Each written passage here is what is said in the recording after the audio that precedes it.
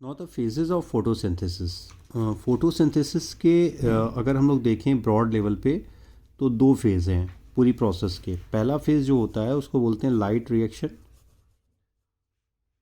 ठीक है, light reaction, this is the light dependent phase. Dependent phase.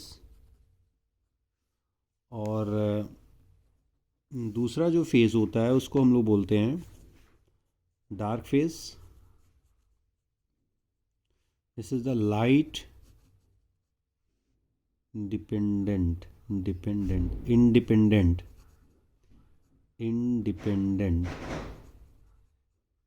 Phase. मतलब होती ये प्रोसेस डे टाइम में ही है, लेकिन यहाँ पे लाइट की ज़रूरत नहीं होती है।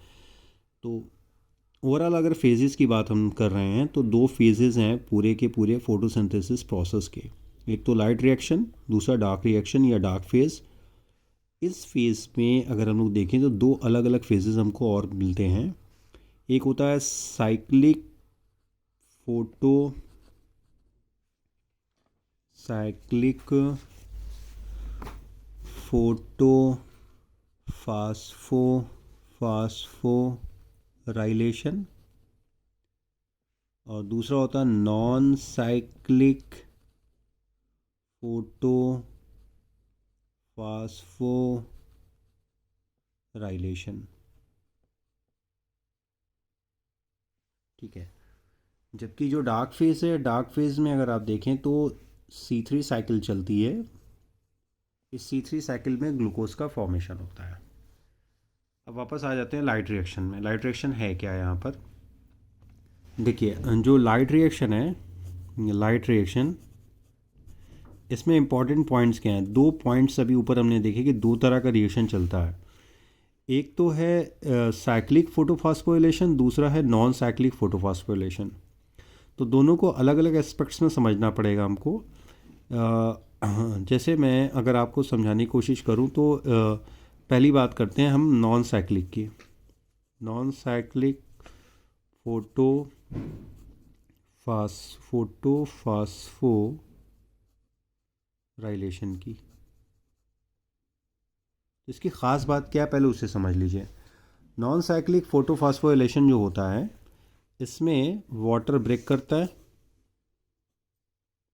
पहला पॉइंट। वाटर अगर मान लो सपोज़ करो भाई ये वाटर मॉलिक्यूल है, ये जब ब्रेक करेगा तो H+ आयन, इलेक्ट्रॉन और एक ऑक्सीजन मॉलिक्यूल रिलीज़ होगी। ठीक है, तो वाटर ब्रेक कर रहा है। इस वाटर के टूटने को हम लोग फोटोलिसिस कह रहे हैं, क्योंकि लाइट के प्रेजेंस में ऐसा हो रहा है। दूसरा, यहाँ पे photo system second and photo system first दोनों ही इन्वॉल्व होते हैं। दूसरा इंपॉर्टेंट पॉइंट, यानी कि यहाँ पे 680 नैनोमीटर वेवलेंथ ऑफ लाइट भी एब्जॉर्ब हो रही है एंड 700 वेवलेंथ नैनोमीटर की जो वेवलेंथ की लाइट है वो भी एब्जॉर्ब हो रही है। तीसरा इंपॉर्टेंट पॉइंट अगर यहाँ पर हम लोग देखें तो वो क्या है, यहाँ पे OEC, इसे हम लोग बोलते हैं ऑक्सीजन इवॉल्विंग कॉम्प्लेक्स। ये इन्वॉल्व होते हैं। इस ऑक्सीजन इवॉल्विंग कॉम्प्लेक्स में क्या क्या मिलेगा? कैल्शियम आयन, मैग्नीज आयन और ये क्लोराइड आयन, ये चीज़ें होती हैं। ये ऑक्सीजन इवॉल्विंग कॉम्प्लेक्स जो होता है ये थैलाक्वाइड में ल्यूमेन साइड में प्रेजेंट होता है। फोर्थ इंपॉर्टेंट पॉइंट, जो पूरी नॉन साइक्लिक की प्रोसेस है ये कंप्लीट कहाँ होती है? ये प्रोसेस होती है थैलाक्वाइड में, थैलाक्वाइड में, या आप बोल सकते हो ग्रेनम में। ठीक है, तो क्या हो रहा है, इस प्रोसेस में वाटर ब्रेक कर रहा है नॉन साइक्लिक फोटोफॉस्फोरिलेशन में, और इसके टूटने से हाइड्रोजन आयन और इलेक्ट्रॉन रिलीज़ हो रहे हैं, साथ ही साथ ऑक्सीजन गैस रिलीज़ हो जा रही है। देन दोनों फोटो सिस्टम इन्वॉल्व हो रहे हैं।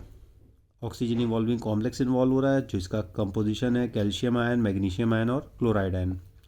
थैलाक्वाइड में ये प्रोसेस हो रही है। नेक्स्ट इंपॉर्टेंट पॉइंट यहाँ पर जो है, टोटल 12H2O मॉलिक्यूल ब्रेक करते हैं।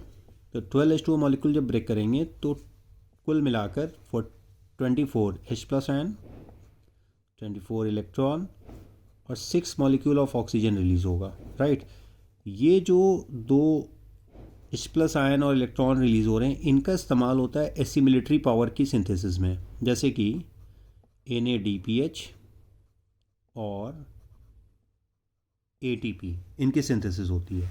तो कुल मिलाकर यहाँ पे 12 NADPH बनते हैं और 18 ATP बनते हैं।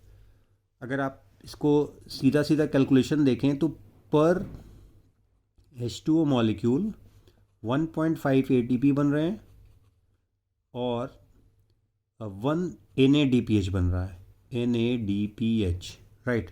चूँकि 12 मॉलिक्यूल यूज़ होते हैं पूरा, अगर आप देखें फोटोसिंथेसिस में, तो इतना क्लियर हो गया होगा।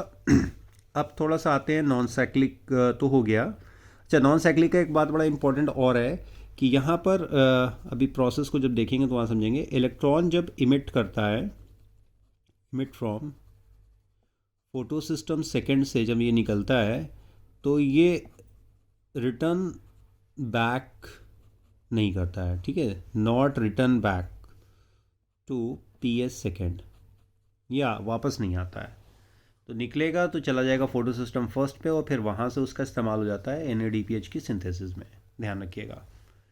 अब आ जाते हैं photo system, sorry photo system ने बोल के हमको एक्चुअली यहाँ पे समझना है दूसरा वाला, जिससे हम लोग बोलते हैं साइक्लिक फोटो फास्फोराइलेशन।